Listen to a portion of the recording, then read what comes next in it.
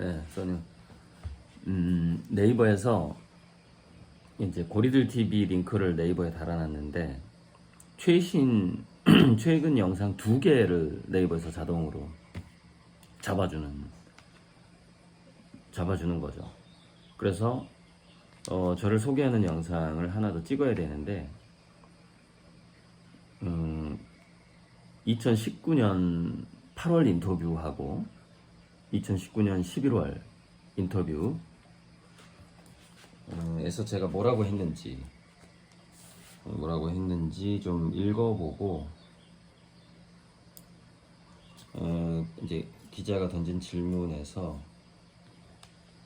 일부만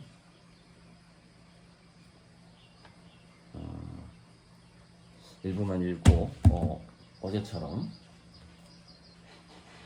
그게 낫겠고요. 그 다음에 이제 뭐 지하트가 그 이재명 캠프랑 이렇게 그 협력하기로 한 것, 그건 뭐 이제 주로 이제 문화예술 공약에 관련된 거겠지만은 그 부분에 대해서 꼭 제가 언급하고 싶은 건 뭐냐면 미래학자들이 이 국가의 권력은 다국적 기업으로 넘어갔다가 그 다음에 시민단체로 넘어간다 그랬어요. 그리고서 그 다음에는 문화예술단체로 넘어가게 됩니다. 그러니까 지아트라는 단체는 이렇게 뭐랄까 권력을 그 정치권을 움직이는 단체가 되지 정치권에게 수혜를 받는 단체가 되는 게 아니에요. 그러니까 그걸 착각하면 안 돼요. 그래서 저는 우리나라의 대통령이 누가 되는지 아무 상관이 없어요. 왜냐면은 지금 이 지구의 문명 자체가 그게 뭐랄까 가불관계가 바뀌는 어떤 과도기예요. 그래서 진정한 삶으로 가야 돼. 진정한 삶이라는 것은 우리 인간이 인간답게 사는 것, 그것 자체가 권력의 중심이 돼야 되는 거예요. 인간이 인간답게 사는 것. 그렇기 때문에 문화예술을 향유하고 또 뭐 어떤 고통을 피하고 재난을 피하고 하는 데 있어서 국가 권력이 물론 개입을 해야 됩니다. 근데 우리가 평시 뭐 전시가 아니라 뭐 전쟁 상태가 아니라 평시에 어떤 인간 삶의 권력은 문화가 지어야 되는 게 당연한 겁니다. 그래서 지금 뭐 누가 후보가 되고 뭐 이낙연이 되고 뭐 윤석열이 되고 이런 게 중요한 게 아니라는 거예요. 어떤 저의 구상 그리고 우리가 평소에 정치권을 바라볼 때 그 권력이라는 것을 우리가 움직일 수 있다 이렇게 생각을 해야 됩니다. 항상 그래서 민주주의인 것이고 그런 것이죠. 그래서 권력이 기댄다라는 게 아닙니다. 권력을 이끌어간다. 그런 개념으로 늘 생각을 하셔야 됩니다. 우리 고리방주 저의 고리방주에 타신 분들은 저의 그 아미고님들은 그런 어떤 우리가 삶의 주인이다라는 그리고 이 지구 문명의 주인이라는 그런 생각을 가져야 됩니다. 진정 인간답게 사는 사람들이 주체인 거죠. 자, 이제 문제는 고리들 TV를 찍어야 되는데요. 그래야지 네이버에 올라가니까 일단 이거를 좀 비행기 모드 그다음에 촬영 준비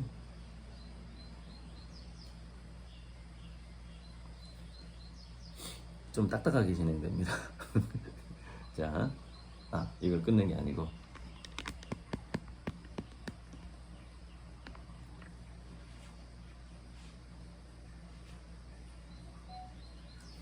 네, 오늘은 제가 2019년 8월달 인터뷰하고 2019년 11월 초 인터뷰, 그러니까 10월달에 인터뷰를 했겠네요. 그러니까 8월과 10월 인터뷰 내용에 나오는 제가 그때 뭐라고 했는지. 자, 이 인터뷰를 할 때가 제가 어느 정도 펀딩이 됐을 때냐면 5억 정도가 펀딩이 됐을 때고 이 11월 달이 한 15억 정도가 펀딩이 됐을 때예요. 그러니까 지금은 350억, 원래는 370억이었는데 20억 정도는 환불이 됐다고 보고 중간에 그만둔 사람도 있으니까 350억이죠 지금은. 이건 5억일 때 5억일 때 2019년 8월 그때 한 5억 정도의 펀딩이 됐을 때 제가 뭐라고 했느냐 한번 보게요.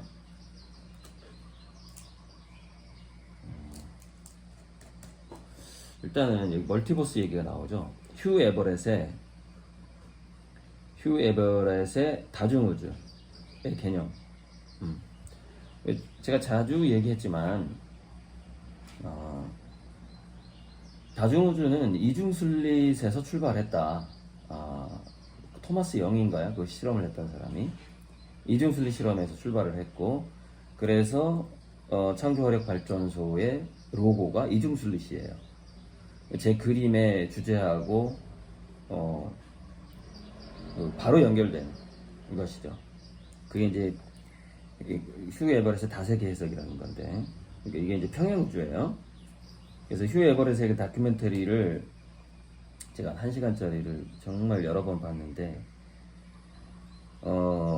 천재죠, 천재인데, 평행우주론이 하버드대에서 강의를 개설한 해가 언제냐? 1971년이에요. 정확히 50년이 됐습니다. 평행우주론이 당시에 그 엘리트에게 널리 알려진 게 벌써 50년이 지났다. 그만큼 우리가 얼마나 50년 전에 이 한국의 문화를 한번 생각해 보세요. 늦었지만 중요한 것은 한국에서 고리들이라는 작가가 그 어마어마한 평행우주론을 제대로 그리는 전 세계에서 유일한 작가라는 거. 유일하죠. 제가 여러 번 뒤져봤어요. 뒤져봤는데 눈동자 우주를 그리는 사람은 저밖에 없었습니다. 자, 그래서 여기서 보면은 이제 좀 어렵네 이 인터뷰는. 그때는 이제 하이젠베르크의 불확정성 원리, 슈레딩거의 고양이 이론으로부터 관찰자 자신도 평행우주의 구성원이며 나를 다각적 알터 에고로 보는 개념을 표현하게 되었다. 이게 제 그림의 이제 그 배경을, 그리고 이제 이렇게 나오네요. 아인슈타인이 상대성 이론을 발표하던 시기에 입체파 큐비즘의 대표 주자가 된 피카소가 공존했듯이 다세계 해석을 한 휴 에버렛의 평행우주론을 가장 잘 재현하는 동시대 작가가 바로 자신이라고 말한다. 그게 바로 저죠. 그래서 건너뛰고 한국의 다빈치 얘기도 나오고, 고 작가는 예술적 상상력과 경제 경영의 접점을 찾아 조만간 개인과 갤러리 사이에 은행이 존재하는 구조를 만들 것이라고 한다. 이게 이제 담보대출이 은행이죠. 여기에 이제 그림이 기축통화의 본위로 바뀌어가는 이제 그 작업을 제가 들어가는 거죠. 물론 저 말고도 비슷한 시도를 하는 사람들이 많이 있고 저랑 만나게 될 건데 저한테 아마 흡수될 겁니다. 그런 어떤 시도들이. 자, 그림을 통해 창조성은 물론 예술로 생긴 재화의 선량한 순환의 긍정적 효과를 담대하게 펼칠 고 작가의 도전을 응원한다. 이때는 이제 주로 좀 이론적으로 많이 얘기를 펼쳤네요. 평행우주론 얘기, 멀티버스 얘기가 많이 나오면서 그때 전주 그 터미널, 시외버스 터미널 옆에 한샘 인테리어 지하 작업실을 쓸 때 모습입니다. 자, 넘어가고요. 자, 2019년 11월엔 제가 뭐라고 했을까요? 서울문화투데이. 아무튼 서울문화투데이인데 제가 표지에 이렇게 나왔죠. 여기 보면은 잠시 화력발전소라는 얘기가 나오는데, 이게 창조화력발전소가 이게 영국의 테이트 모던이라는 미술관이 원래 화력발전소였는데 저도 한국에서 이런 일이 계속 생겨야 된다라는 생각을 했고, 그래서 창조화력발전소라는 이름으로 화력발전소가 그림을 그리는 예술가들이 모이는 곳이 한국에서도 그런 일이 생겨야 된다는 생각을 그때 했었고, 창조화력발전소 그 상표를 낼 때, 그다음에 창조력과 조화력이 문명에 있어서, 문명의 지속적 문명 가능성에 있어서 두 가지가 꼭 필요한데, 그것은 바로 창조력과 조화력이다. 그래서 이제 창조화력발전소가 이름을 상표 등록을 하게 된 거고요. 자, 이제 쭉 읽어보고 마무리를 할게요. 이제 이 그림은 제 사촌 여동생한테 당시에 아주 한 10몇 년 전에 50만 원에 팔았던 그림인데, 친척한테 그림을 파는 이유는 다시 사오기 위해서죠. 그럼 이걸 제가 내년에 다시 사올 건데 한 2천만 원을 줄 것 같습니다. 50만 원을 팔았다가 2천만 원 주고 사올 것 같아요. 이 그림 꼭 제가 필요하고, 그래서 친척한테 판 거죠. 왜냐면은 이 기법이 이 대상 받았던 중앙비엔날레에서 대상 받았던 작품과 같은 기법이에요. 이거는 지금 현재 삼성문화재단에 가 있잖아요.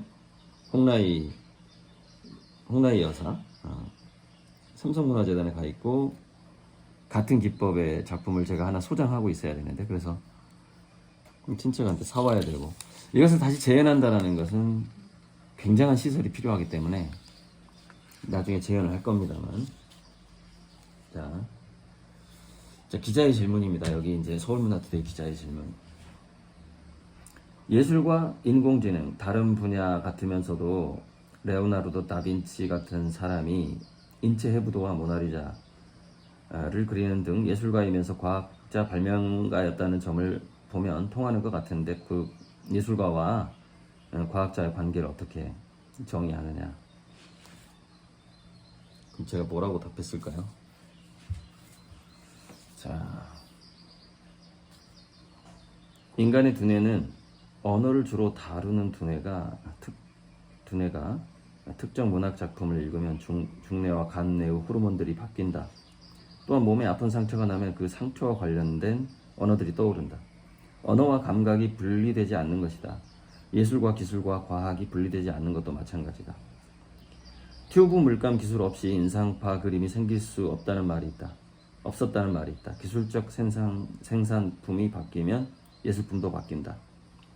여기 이제 정치하고 경제, 그 다음에 사회, 그 다음에 테크놀로지는 다 연동돼 있어요. 그래서 이제 튜브 물감의 기술이 나오지 않았다라면은 야외에서 그림을 그릴 수가 없었기 때문에, 그래서 이제 인상파가 밖에 나가서 그림을 그릴 수가 없으니까, 그래서 인상파가 생길 수가 없었죠. 그래서 튜브 물감이라는 테크놀로지가 소사이어티에 영향을, 예술가의 사회에 영향을 주었다. 그리고서 이코노미, 경제에도 영향을 주게 되고, 그런 것들이 쌓이다 보면은 정치에 영향을 주게 되고, 그게 PEST라는 그 연동된 현상이죠. 정치, 경제, 사회, 기술은 연동돼 있다. 과학 기술은. 자, 나는 과학을 중심으로 인문학 공부를 하면서 백남준을 의식했다. 첨단 과학 공부를 놓으면 첨단 예술가가 될 수 없고, 그럼 기분이 매우 나쁠 것 같았기 때문이다. 미술 공부에는 돈과 시간이 많이 든다. 예일대에서 미술 감상을 공부한 의대생들의 진단 능력이 좋아졌다는 연구가 있는데, 마찬가지로 과학을 공부하는 화가는 그림 그리는 감각이 남달라질 수 있다고 본다.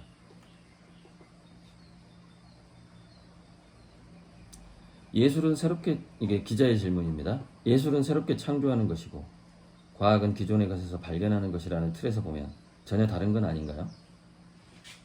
제 대답이죠. 과학에는 연역적 가설이 있다. 절대 기존의 틀 속에서 귀납적으로 발전하는 것이 아니다. 그 연역적 가설은 토마스 쿤 덕의 패러다임이란 말로 대체되었다. 과학 대부분도 기본적 틀을 깨는 패러다임을 잉태하고 가설을 상정한 이후 발전한다. 반면 예술은 오히려 이것저것 행하다가 새로운 예술이 나오기에 오히려 귀납적이다. 생각을 다루는 것은 연역적이기 쉽고 물질을 다루는 것이 더 귀납적이다.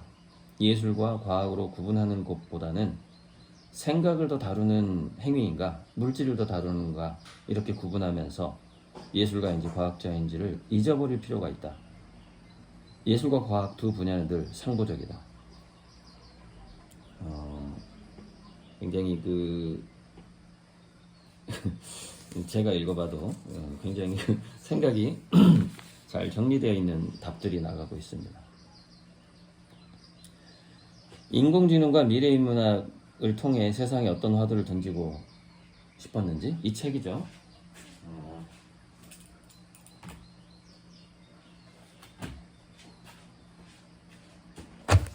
네, 이 책인데 잠시 이 책에 대해서 얘기를 하자면 제가 이제 2015년 가을부터인가 한국로봇산업진흥원에 자문위원을 해가지고 약 8번 서울에 가서 이제 우리나라의 4차 산업혁명과 인공지능과 로봇 정책을 앞으로 어떻게 해야 될 것인가 해서 뭐 윤리 분야, 보험 분야, 그다음 경제 분야 해서 쭉 그때 몇 명이 모였던가 한 6명 이렇게 모여서 자문위를 1년간 진행을 했어요. 그래서 1년간 자문위를 진행을 해서 6쪽짜리 보고서를 그때 이제 문재인 정부 초창기에 제출이 됐고 그게 2016년이겠네요. 그런데 그때 제가 뭐를 했냐면은 이 책을 한 권 써서 청와대하고 각종 그 관료들에게 전달을 해야 되겠다 라고 생각하고 부랴부랴 원고를 써서 그 자문위를 하는 과정에 이 책의 원고 정리를 다 했습니다. 그래서 그 6쪽짜리 보고서하고 이 책이 아예 청와대에 전달이 됐어요. 그 나중에 몇 달 후에 내가 깜짝 놀랐는데 청와대에서 문재인 정부가 4차 산업혁명 AI 로봇 정책을 발표한 게 신문에 나온 거예요. 몇 달 후에. 그랬더니 85%가 제 원고야. 제가 쓴 거야.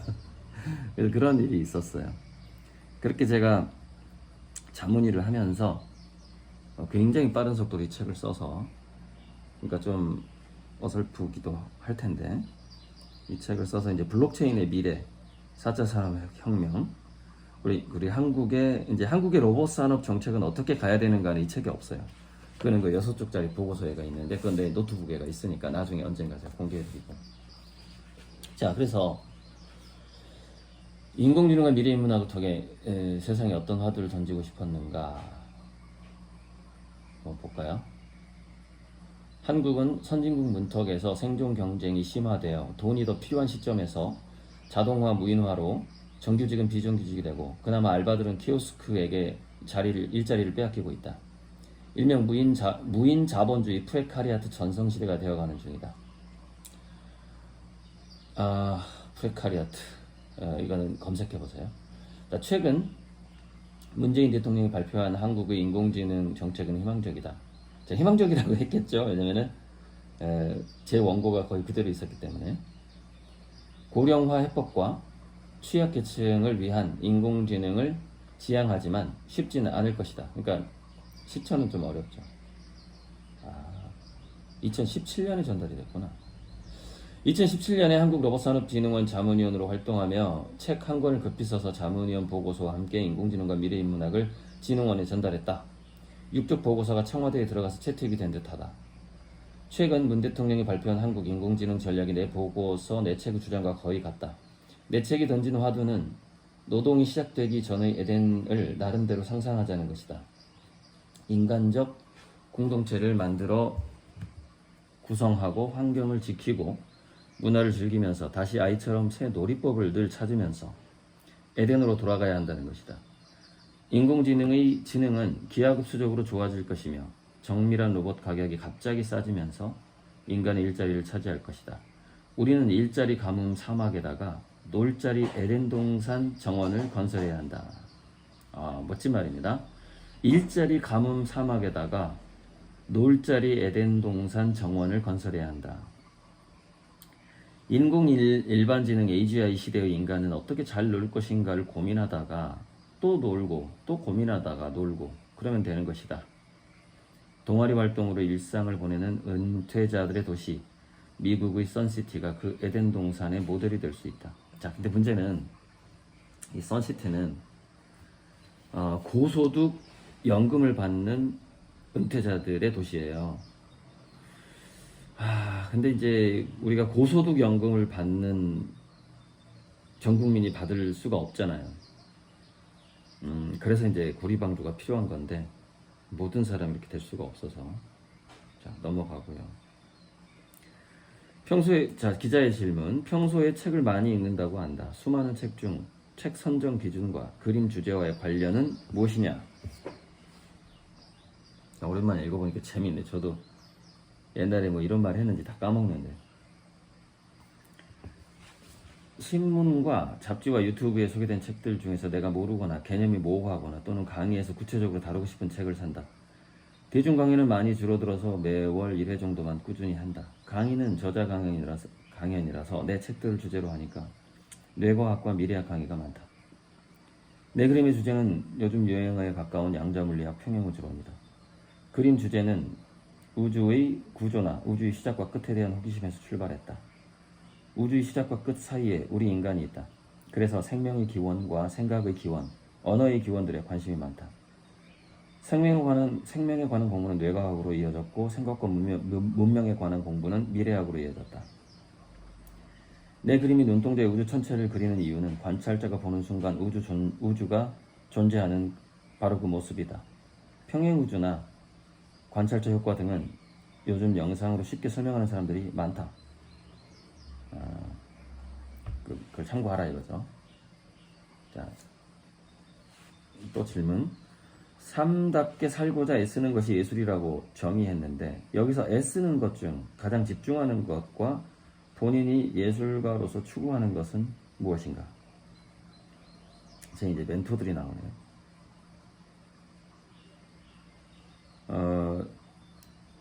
나는 전생에 묵자, 우임금, 지장보살과 친했거나 제자였다고 본다. 내 삶의 3대 멘토들이다. 그분들의 가치관이 나와 비슷하다. 내가 애쓸 일은 묵자의 평화, 우임금의 애민, 지장보살의 자비이다. 그런데 삶다운 삶은 역시 놀자, 놀이하는 인간, 호모 로렌스가 내 스승이다. 화폭 속에서 잘 노는 것이 내겐 삶다운 삶인데 문제는 놀자와 우임금, 묵자, 지장보살의 삶이 그리 어울리지 않더라. 그래서 결정 내린 것이 일단 그림이 잘 팔리는 화가가 되어 그림으로 놀면서 그림판 돈으로 멘토들의 모토를 실현하자는 결론에 이르렀다. 문화복지재단을 설립한 자선사업하는 화가가 되는 것이다. 예술과 자선사업이 잘 어울리는지는 모르겠다. 등등등 넘어가고. 노화가들이 자주 말하는 삶이 예술이라는 말은 무슨 의미일까? 이거 이제 황창배 선생이 옛날에 몽블루 와인 선전하면서 생활이 바로 예술입니다 했던 그 문구인데요. 자, 제 대답으로 이제 마무리네요. 거의 모든 분야에서 고수가 된 사람들은 영화 인셉션처럼 꿈인지 현실인지 구분하기 힘든 그런 경지를 맛보지 않은 사람이 없다고 본다. 예술계의 고수들도 아마 삶이 그림인지 연극인지 자기가 사람인지 귀신인지 신인지 동물인지가 애매모호한 느낌이 들기도 했을 것이다. 지금의 나도 겨우 50세에 그런 느낌이 서서히 들고 있다. 먼 훗날 본인의 예술세계 및 저서들, 연구 업적들이 어떻게 평가되고 기억되길 바라는지. 여기 질문인데 이거 이렇게 굵게 표시를 안 해놨네. 이거는 이제 기자의 질문이네요. 저는 어떻게 평가되고 기억되길 바라는가 해서 이제 내 마지막 대답인데요. 자신의 호기심을 채우기 위해 노력한 학생이며 자기 그림과 즐겁게 제대로 놀아본 화가이면 좋겠다. 조금 더 욕심을 내자면 맑은 영감으로 선견지명의 능력이 좋았던 선지자로 평가받길 바란다. 네, 이상입니다. 그래서 그래서 지아트 2021년 7월 14일 기사에는 이제 이분이 우리 친삼촌입니다. 저하고 이렇게 공동 대표인데 노자의 소국과민 이야기를 했어. 노자가 말하길 정말 행복한 이상형 유토피아는 누가 관리자인지 권력자인지를 모르는 작은 나라라고 했다. 지하트도 그렇게 되고 회원들이 노는 유토피아가 되길 바란다. 이게 제가 써낸 문구죠. 그리고 이제 이거는 이제 우리 삼촌이 써낸 문구인데 끝으로 고 대표는 일량 이종상 선생의 액자 속에만 얼굴을 들이밀고 살지 말고 세상을 넓게 보는 미술을 해라 라는 말씀을 언급했다. 그러니까 우리가 골방 속에서 사과를 스케치하는 것도 예술이긴 하지만 진정한 문화예술이라는 것은 아까 뭐 정치, 경제, 사회, 그 다음에 테크놀로지, 과학기술이 분리되지 않듯이 우리 문화예술이라는 것은 그 전반적으로 그 네 가지에 다 영향을 주게 되어 있고 그 방아쇠, 뭐 이니셔티브, 모티베이션이 되게 돼 있고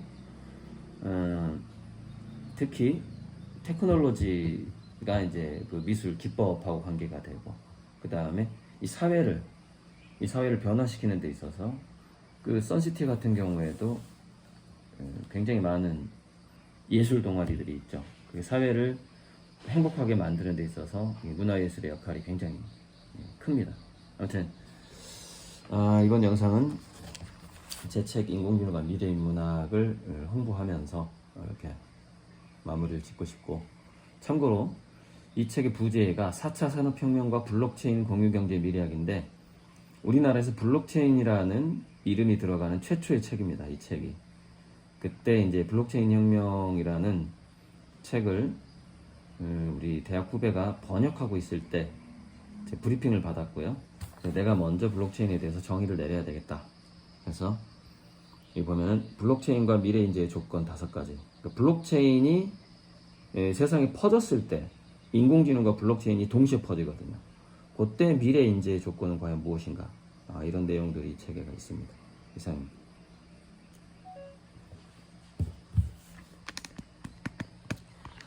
옛날 2019년 인터뷰를 좀 리뷰를 해봤는데 그 당시에 자기가 하고 싶은 이야기들이 달라지고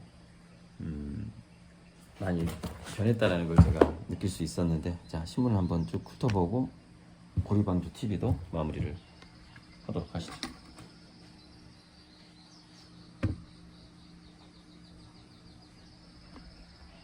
써니요.